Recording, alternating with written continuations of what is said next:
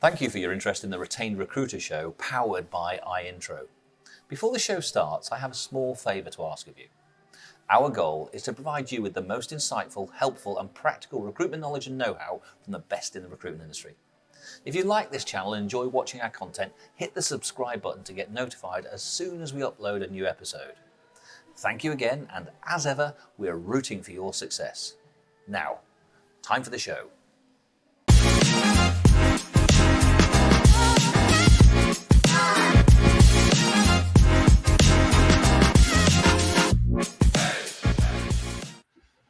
Hello and welcome to the Retained Recruiter Show. My name is James.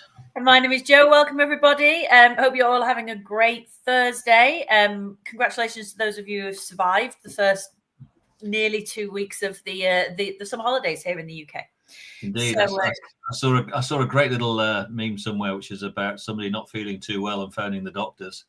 And then they're being told, don't worry, you've only got 5 more weeks of it to go. Only 4 weeks to go now before the kids are back at school, yeah. I know. Well, I know different parts of the country as well they'll be going back sooner. Some of them have had, more time off. But no, great to see everybody and welcome to those who are watching on the recording.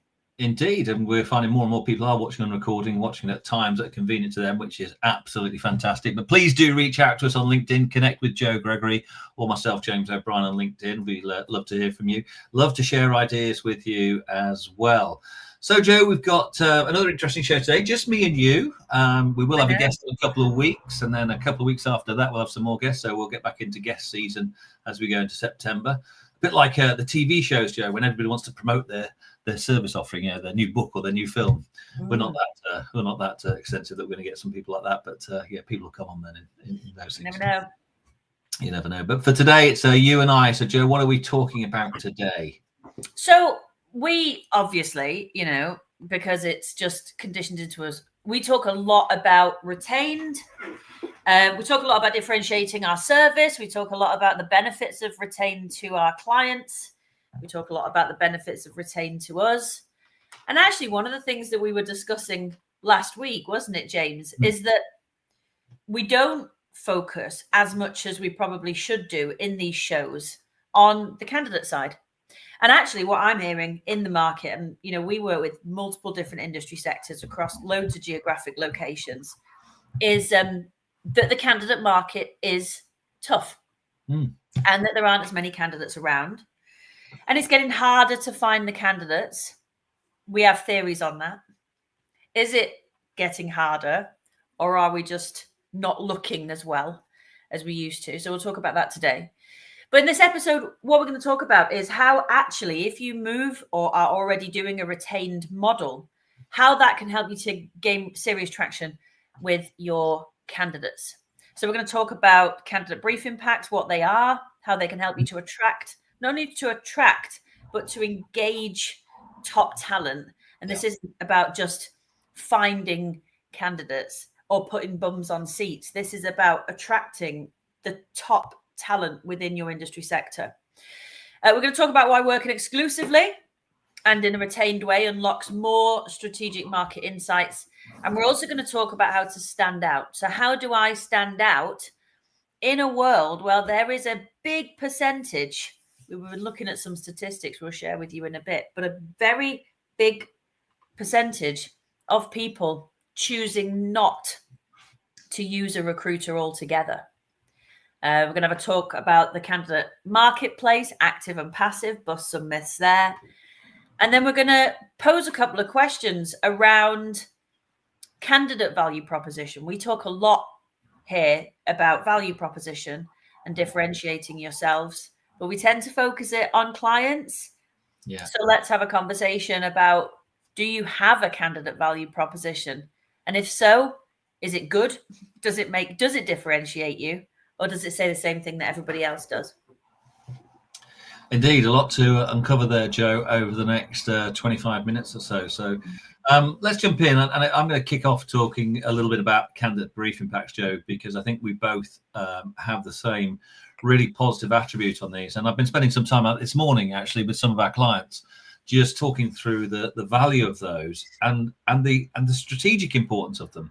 Yeah. in so many different ways. And I know, as you said, when we started this show, we're often focused on what we can do for employers and what we can do for recruiters. And it's often overlooked. And I think it's a real shame on our industry that the candidate experience is often overlooked. Because again, when you look at some of the stats, why candidates drop out of the recruitment process, it's quite often because they're uninformed, they're ghosted, and they just don't really know what's going on. And that has got many impacts, really, not just on the recruitment agency, but it's also bad for the employer. So again, if you can position yourself as an organization which has a strong value proposition towards candidates, you can use that to bring in clients because you can show them what you're different. So what do we mean by a candidate briefing pack? So most employer organizations, when they're experiencing a need for recruitment, they will spend however long to craft and create a really detailed, basically, job description. And that's quite often what's given to recruiters. And recruiters, not really thinking too much outside the box sometimes, will just forward that on to their database or post it or a version of it on a job board or on LinkedIn. Mm-hmm. That's then all the candidate has to go. Mm-hmm. So is it any surprise that we don't find all the candidates we're looking for? Because when you post it on whether it's a job board or LinkedIn, there's only so much of the market that is actually active. And so once we can talk about why we should be chasing the passive candidates, if you are chasing passive candidates, you've got to have something more than a bland 1 or 2 page piece of A4 or letter that is just describing an organization. It's not good for the company. So the way that we help our clients stand out, and we're sharing this with everybody today, I mean, you've got to find ways to do it, which we'll happily talk about, is to generate something that goes beyond just a job description. And the expression I'll often use with employers is that we'll take your job description and we'll raise you, just to bring it into the gaming industry. Probably not everybody plays poker, but you get my idea from that point of view. How can we show you so much more about what we do for candidates and as you said, Joe, earlier on, how we attract and engage the candidates when we're going to market? Now, obviously, depending on the type of vacancy, I know sometimes we say, well, what if I'm working on a confidential assignment? Well, you've got to get into NDAs and all that type of thing. But what you've got to be able to do, and this is why working on a retained basis is going to give you some competitive advantage, is you should be able to go out to your candidates and share with them the opportunity that you're working on. In a confidential way, of course, but share with them the detail of that. And building a candidate, people say, what is a candidate briefing pack? It's a very full document, and it contains all of the, if you like, the marketing information that might be available on the web about that organization, and presents it in a way so a candidate can digest it easily. Because the bit that recruiters often overlook is that candidates are often time poor, particularly the passive ones. The passive candidates don't have time to go and do the research. So they may, if it's just I've got this great opportunity for you, I've just sent you a job description, it may just not really hit the mark. Whereas if you entice them and say, listen, I'm going to share with you the recruitment pack from my client, which details the opportunity, the organization, it could be the strategy, the mission, the vision, the values, whatever you want to include on this one. You include all that information, plus the job description, plus the process for taking it through. You present all of that information at the maximum impact to the candidate, which is that time now when you talk to them. And that means they don't have to go off looking for information. They don't have to go and research the client on the web because they may not have time to do so. But what they are is all of a sudden you've enticed it. And you're able to present to your client, the employer, this is how we're going to represent you in the market.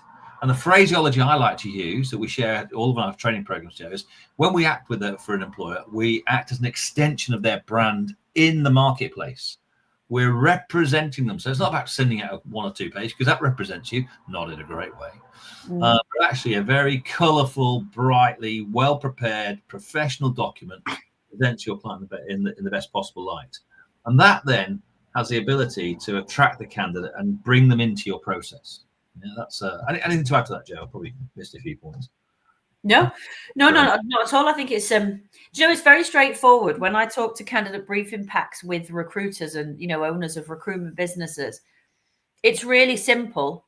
But actually, there's a lot of people that aren't doing it because I think we get bogged down with the administration, the paper-based side of the job. So we get the job description from the client. The vast majority of the times we don't push back, ask the consultative question, flex the spec, identify the whys and the wherefores, etc. So that's another show. But we get that piece of paper exactly like you said, and that's what we take to market. Now, if you are looking to attract active candidates whose job it is to get a job, and we're talking about roughly around 20% of the market is active at any given point, then a job description is probably enough. But as we all know, of the thousands of recruiters across the globe in our industry sectors that we work in, all of those recruiters fighting over 20% of the potential marketplace. Yeah. That's an absolute bun fight. And not only are recruiters fighting over that 20%, but your HR, your talent acquisition teams, companies' direct sourcing strategies. And then you've got referrals, friends and family referrals, co-worker referrals. And then you've got other things that enable candidates and clients to become closer together nowadays. LinkedIn, job boards. Yeah. You know, all of these things that I've just cited have been kind of cited as the death of the recruiter over the years. None of them have ever cleaned us out completely. But when you start to put all of them together, and this doesn't happen overnight either, does it, James? We don't wake up and in the newspaper it says there's no candidates. All of these factors influence the percentage of people that we have as recruiters who will work with us. Yep. So automatically, not all 20% of that active marketplace is going to be working with recruiters. So that's one thing we need to look at. How do we differentiate ourselves? Candidate briefing packs are a great way of doing it. How do we stand out, not just against all the other recruiters, but how do we stand out as a professional consultative solution to finding your next career move? So if we're not looking like that in the marketplace, candidates aren't going to use us. And we will get to a point in our industry where the candidate marketplace will start to dry up. Yeah. You know, there's always going to be a percentage of people looking for jobs, but the scary thing for me is what percentage of those people would still choose to use a recruiter? And follow on question 1B, why aren't the others doing it? Yeah. Why aren't people using recruiters? I think when when we look at that in terms of people sometimes say to us, well, how's it going to help me find more candidates? And so, well, the reality is you're showing a degree of professionalism. Now, the reason why people don't do candidate briefing packs is if, particularly when they've got either if the vast majority of their work is contingent, I get it, you're up against the clock. You don't even have time to prepare that type of information. So we're not suggesting that you do this for all of your contingent vacancies. As good an idea as that may be, you'll probably end up wasting a lot of time and effort where you're getting no return, because typically on contingent, you know, you only fill 1 in 5 vacancies. You can argue that until the cows come home, but it's that type of number that we see around there. But when you're working on a consultative basis, which is all an argument as to why you need to explain this to your client or your prospect as to why they need to engage you, is that you can then do this type of work. And by doing this type of work, when you approach a candidate, it shows them a degree of professionalism and interest and commitment from the employer to the recruitment process to go out there and hire the best person. So it can actually pull those passive, it brings out those passive candidates because they can see that actually this is serious. It's not just a recruiter saying, hey, Bill, I've got a role for you. Are you interested? You know, or a version of that. It's saying, hey, I'm representing this dynamic, forward-thinking, progressive organization. We're looking to recruit the next, whatever it happens to be. Here's the information on the role. Take a look at it, and you know, we'll then talk to discuss it further. You know, you've given them some real meat on the bone, so that passive candidate to get excited about the opportunity. Now, again, not every client we're working with is the most well-known organization. So quite often, you are that first touch point, and that the first time that candidate may have even heard of that company. You know, and so therefore it's your job to represent it, not through verbals. Doesn't matter how smooth you are. Hey, I'm working with the most progressive organization, and we've got an opportunity, and it's right up your street.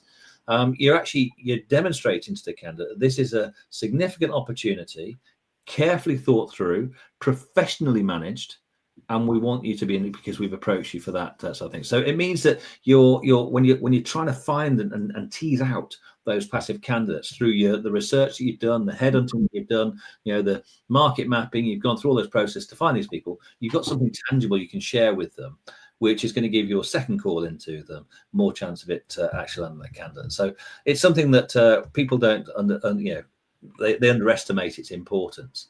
And from our perspective, it's about saying the investment in time, and this is why you need to be working on a consultative basis, it's part of your time. You've been paid to produce it, create it. So put together something really, really special. And it's something that we do with all of our clients. And listen, it's part of the roadmap to how we help organizations. And we've got various documents. If you want to have a look at some of the things we do, there'll be a little banner popping up on screen talking about the blueprint for success. You can look at that. And as I said, connect with us on LinkedIn and it will touch base with you. So follow that link for a free download that's going to appear magically above me now, he says, hopefully. Here it comes. We're failing here. There we go. Technology. No internet connection. We don't want to send you to that one. Yeah, we can go and have a look at that one as well. Lots of documentation there. But the recruitment blueprint will also pop up at some point. Anyway, let's move on, Joe, from candidate briefing packs. And we've spent a bit of time on that one because it is so important. Yeah, it is really important. They're super easy to do. They add value to the value proposition from the clients, but also to the candidates. So yeah, if we can help you, if you have any questions about candidate briefing packs, let us know. What's really interesting is that I'm looking at houses at the moment. So looking to move house. And what's really interesting is that in order to look at a house, I don't get sent an A4 page of room dimensions, because that would be boring, right? Very difficult to visualize myself in that situation. So I get sent a brochure. I get sent a full color brochure. It's full of pictures and maps and floor plans and exact write-ups on each of the rooms. Sometimes it's got a video. It gives me a really great understanding of the house. So when we're sending, and we're starting to talk now about this whole semi-active, semi-passive marketplace and how we tap into them. Because if you're sending those people a job brief, it's like sending somebody room dimensions and expecting them to be interested in the house. There's so much more you could do to bring that to life. Yeah, but back in the 90s, Joe, that's exactly what you got. And what you're doing there is demonstrating how that market has moved on, how progressive it is. Exactly. And the reality is we need to analogize that and say that's what we need to be at. Yes. It's a great example. Well done. You're welcome. The other thing that's really interesting is when the more information you give someone, the more of an informed decision they can make. So the less time they will waste and you will waste your client's time sending them people that aren't right, that we're never going to accept the job if offered, or we're never going to turn up to the interview. Yeah. So another thing we're going to talk about at some point in another show is, not only does this help us to attract and engage better candidates, but it helps us to enable people to make better decisions. So we are saving clients and candidates time in the process. So we'll talk about that a little bit when we talk about value proposition in a minute, James, because that's the third and final thing that we want to talk about. What value do we bring to candidates that they can't get themselves and that they can't get from other recruiters? It's going to mean that they use us over other recruiters or trying to do it themselves. But let's come back to the semi-active, semi-passive marketplace thing. So we always assume that the market is active or passive, looking or not. And we know that people aren't that black or white. There is always a percentage of people, like when you go house hunting, you've got people who are actively looking for houses. You've got people who haven't. Then you've got people who aren't actively looking, but will always keep one eye on Rightmove. Yeah. Those are your semi-active, semi-passive candidates who aren't actively looking for a job, but will keep one eye on the market or would be open to conversations about potential career opportunities. They're not going to respond to 2 pages of room dimensions. So they're not going to respond to a boring job description, which basically tells them what they're going to have to do. And yes, that's important, but semi-active and semi-passive candidates are all about what could be better than what I've got now. So it's all about what can I become, not just what am I going to do on a day-to-day basis. So that candidate briefing pack really helps with that. Now, one of the things that we know about semi-active, semi-passive candidates is that they are harder to find. They're buried further down. So if the marketplace is a hole in the ground, when we are using quite superficial sourcing techniques and not going back to people over and over again, and respecting that touch system model, you're only ever really scratching the surface of that 20% of people that are active. So your database, CV sites, your LinkedIn networks, which are just like mausoleums of people we've never spoken to, we probably scratched the surface on the top of it. What a great exercise to get your shovels out. That's what we used to call it in my old job, getting our shovels out and go digging into those people who are dormant. Yeah. Because it's full of people who are semi-active and semi-passive. And those are the people that we want to engage. So good proactive sourcing methods are going to help us with that. The candidate briefing pack are going to help us because it's going to make us look different to everybody else, James, isn't it? So if let's say candidates are getting 5, and it's somewhere between 2 to 5 approaches a day, maybe, but let's say week, from recruiters saying, "Hey, I've got this great job. Let me tell you about it. Hey, I've got this great job. Let me tell you about it." How do we cut through that white noise? By presenting ourselves differently. And the way you describe it is really the way that people need to go about it. You need to think about it differently. You need to think about, how can I differentiate myself against every other recruiter so that the person will actually respond back to me rather than hang up, or pay lip service and not really be listening and not follow through. So again, I love the phrase you said, Joe, the mausoleums of candidates in your LinkedIn network. I think that should be adding people, piling people on. I'm going to add connections and connections. When was the last time that you just messaged out to your existing connections? And I know, so we had a great show with Jem Bevan from Social Gems the other week, and we were talking a lot about this and about consistency of action and being an engaged community member, and that actually liking and commenting on posts and getting into your existing network and just sending them messages. Hey, how's it going? How's your week? Let me know if we could be of any assistance, or I saw this and thought of you. That kind of stuff, although it feels on the outset not very productive, it's got great response rates, but we just don't do it. We don't go out into that network. And that's where those semi-active, semi-passive people are going to be hanging around. There are a lot of deals to be done in your inbox. You're just not leveraging the opportunities to. And one of the points we raised on the LinkedIn post for this thing was to talk about how we can help sort of gain more strategic insight from working exclusively. And by that, we're really talking about retained, as much as exclusive in many ways. But obviously, exclusive is the stepping stone to being retained. But what you're able to do when you are engaged in that way is the candidate responds differently to you and is prepared to share, because they know you're not just wanting, because what it's like sometimes people, this is the third person, you're the third person to call me about this opportunity. So I'm actually just going to count myself out because, first of all, I don't know whether it's real or not, whether you're just trying to get me onto your database. And then when you are sharing, your value proposition in terms of the candidate briefing pack or whatever it may be to them, they actually start to share more information with you because they realise it's serious, it's real. And we might not think that, but a lot of candidate, you look at all the stats on, and the anecdotes that are on sort of things like the internet. In terms of job boards, and their versions of why the industry hates recruiters, is because we don't have a value proposition. That candidates are just fodder in that way. And when you start to professionalize your service, they'll start to give back. Because they start to appreciate you there. Now, again, James, I'm sure there's a Jerry Maguire analogy here somewhere that's just popped into my head. Go on then. No, you say it. It's yours. Well, I'm not going to say show me the money. I'm going to show you. When we watch Jerry Maguire, that's the phrase that everybody remembers. But the reality is, I'm not sure which one to talk about. But the reality of what I talk about is often sort of talk about the fact that Jerry is the recruiter who's marketing and promoting a candidate and spending a lot of time building up that proposition so that they can show that person to person, effectively market them in a very different way. Was that the one, Joe?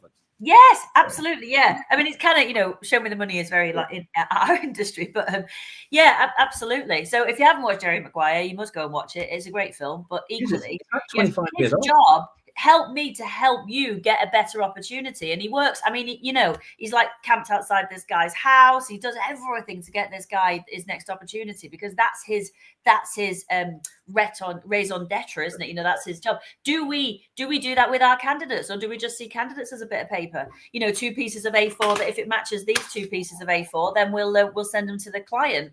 It's about. There's another great phrase in that film, Joe. There's another one which is less is more.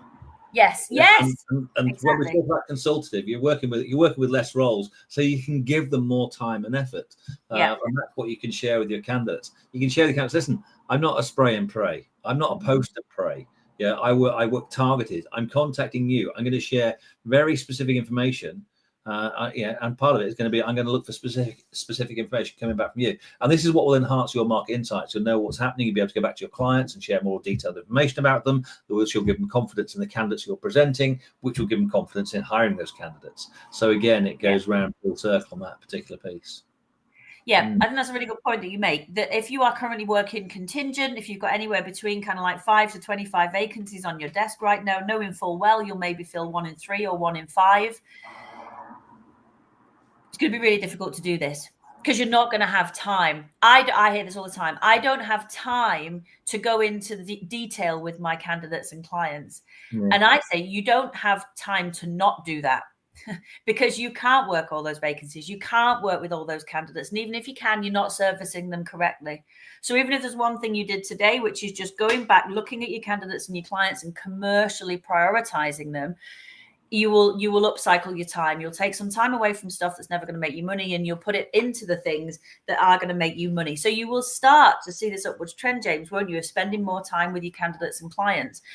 So we talk a lot about value proposition from a client's perspective. What are all the things that we can do to differentiate our service? And if you're sat there scratching your head going, I don't know, then either A, join our intro, give us a ring, or go back and look at any of our other shows, because we talk about value proposition all the time. But let's talk about the candidate side of this then, James. What is it that you can set your stall out to be that is going to be of a massive benefit to candidates and sounds different to, I'm going to say, what we normally sell to candidates, which tends to just be jobs. I don't know many people. Well, again, when you're working on exclusive or retained contracts, it's one that you have more time to spend with the candidate, because you're not under the time pressure to run around and chase it. So you are coaching candidates. I don't mean coach them on how to get the interview right.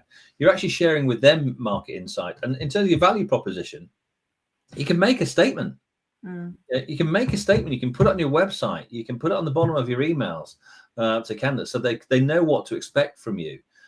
Because, and as I say, in my former recruitment business, we had a very specific policy, and the phrase we used, we had to regret everybody bar the one person who got the job. Yeah, we had to do it personally.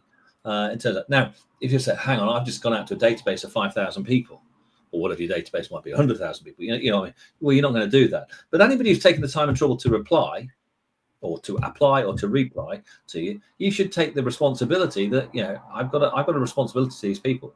Now, again, volumes dictate that, and we've all seen the crass messages that, automated systems, if you haven't heard from me in 3 weeks, you've not been selected. I mean, that's just, that doesn't work in the markets that we work in. You're dealing on smaller volume numbers, but you're dealing with better quality people. And so if you're going to be treated well, you've got to treat those candidates well as well, because they will remember you. And one of the stats you put up, Joe, why candidates are starting to avoid working with agencies, and it's because they can't get the response. They can't get the interaction from the recruiter. So when you do move up the food chain, so to speak, in terms of working with a better volume, you're working with better quality candidates, and therefore you've got to treat these people properly, because one day they will be a client. And we always say that candidates are just clients in disguise. I know we often see clients as being candidates in disguise, which is true as well. Does work both ways. But you've got to put something in place that shares with them. This is what we do. This is what we stand for. This is what you can expect from my organisation. And when you're being presented with an opportunity, I will share full and detailed information about this opportunity to help you make a considered decision about whether it's something you wish to be considered for. That's two good things in there. That's probably a bad English, but you get what I'm saying. Over considered. in that bit there. But no, you're absolutely right. We talk a lot about creating value propositions and service methodologies that show the direct benefit to the client. And this isn't about, we're going to send you great candidates, or we're going to deliver a shortlist faster. This isn't about speed, it's about quality, and it's about mid and long-term benefits to the client. So how do you drive results to the client's organizations long-term? And that is about making sure that you give them more information, you streamline the recruitment processes so they're not doing things they don't need to do, or they're doing it in an ineffective way. You give them more information, objective information, enables them to make better decisions. So they take better people on who stay for longer and perform at a higher level, enabling the growth of their business. Okay, so we take all of that and then we move it, we stick it on that side, and we go, what candidate problems do they have? What problems do candidates have? Because you're absolutely right, James. If there is a massive percentage of people who aren't using agencies anymore to find their next move, why is that? At any time you cut out the person who's supposed to be providing the service to enable you to do something, is normally either because you think you could do it better or faster than them, because it's not even you could do it cheaper, because it doesn't cost the candidates anything apart from their time and their effort and the cost of making bad career mistakes, which is something else that we can help them with. So there are lots of benefits that you can drive to the candidate side. If you can just maybe take a few minutes, even ask your candidates, tell me about the experiences you've had with recruiters in the past. What do you wish recruiters did? What could recruiters do better? So if you don't know what your solutions are to create a value proposition, and you can't off the top of your head think of what the problems are that candidates have, we've probably all been in these situations where we've been spoken to recruiters, they've never come back to us, sent us job specs, ghosted us, sent us for interviews for jobs that aren't right. We've maybe even got a job and it's turned out not to be the right one. All of this is because of the transactional nature that you work with a recruiter in. Yeah. So it's our responsibility as recruiters to change the way that we work with our candidates. Yeah. And I say, we all hear about the ghosting candidates, but again, according to Glassdoor, 34% of candidates don't hear anything back within 2 months. Why? Which is crackers. Absolutely. Yeah. And so it just, it's that circling drain moment where you're going to say, I can't find candidates because, well, unfortunately, the industry has killed it. So buck the trend. Create yourself a candidate value proposition, create a better service solution that you can provide candidates with. It'll pay you back, because you'll find all of a sudden candidates are opening up to you that didn't open to you before. And it's because you provide them with a clear communication strategy about how you're working together and how we're going to go. So listen, we're just we're approaching the end of the show, Joe. So I need to say that we'll be back in 2 weeks. We'll have a special guest. Somebody's going to share with you their experiences of moving from that transactional to that consultative side, the impact it's had on their business. If you do, please get in touch with us. Either there, or just go to our website and book in with us. I say, if you do want to catch on with any other information, go to that information library that we shared earlier. Lots of things that we can do and see together. But Joe, why don't you just wrap up this session, summarize it in 2 or 3 points? Yeah, good. So look, always think that if you what are we doing to add value to candidates? What are we doing to differentiate ourselves? What are we doing to stand out? Where are our shop windows? And are we putting that information in there? I think there's some good marketing collateral pieces in there. There's some good training, or just kind of reconditioning your consultants as well to sort of think very candidate centric. Thank you, Dan. 2 Dans. Just no, Dan and Don. Dan and Don. Thanks, guys.